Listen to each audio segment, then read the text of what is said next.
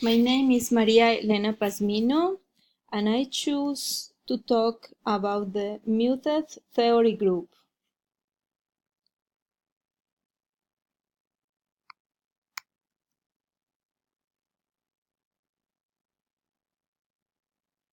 Where did this theory originate? Who were the authors?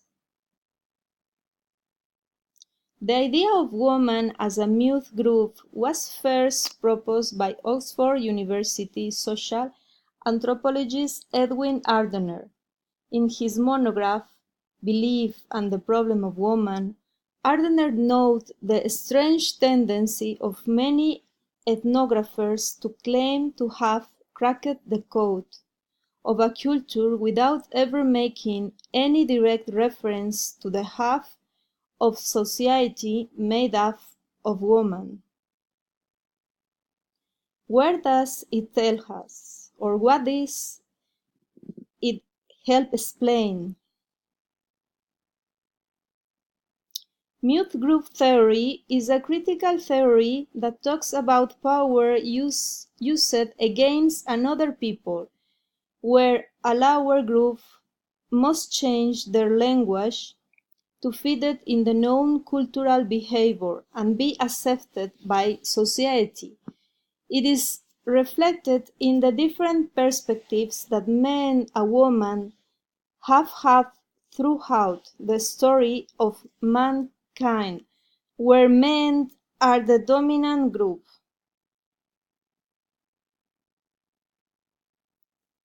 Assumptions. Griffin 2011. Number 1. Men and women perceive the world differently because they have different perception, shaping experiences. Those different experiences are a result of men and women performing different tasks in society. Number 2. Men enact their power politically, perpetuating their power and suppressing women's ideas and meanings from gaining public acceptance.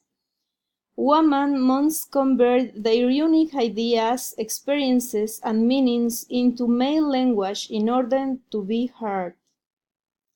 Ardener initially assumed that inattention of women's experiences was a problem of gender unique to social anthropology. But along with his Oxford co-worker, Shirley Ardener, he began to realize that mutedness is due to the lack of power that vests any group occupying the low end of the totem pole.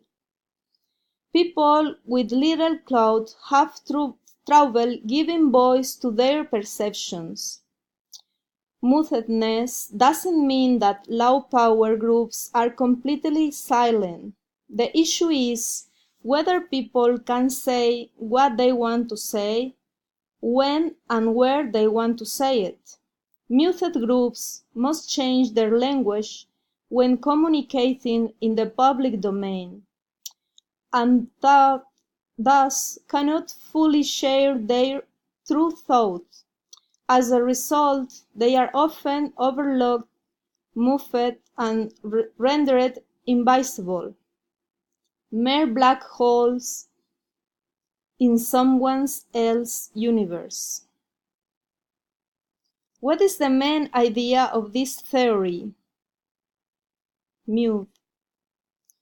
Muted group people belonging to low power groups who must change their language when communicating publicly, thus their ideas are often overlooked. Women, people of color, gay, lesbian, bisexual, and those who are from low economic situation. Epistemology. What is the nature of knowledge? It is about the culture through history, the muting of a group that can talk with their own words to be understood, and it is forced to learn the language of the dominant group to fix in the society. For Ardener specifically, The low group are women. The high group are men. This theory is product of the research, thus it is objective. Ontology. Why did this theory was created? To let the mute group to have a voice, to finish the world made with man language and rules, to finish with the silence of the woman and the other minor groups, and let them to be the same as man in any field. The ontology of the mute theory group is about many realities.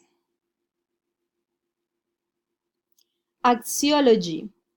This theory was created to finish the underestimation of the woman and minority groups. This theory pretends to reform the way that men subjugate women and society subjugate minority groups.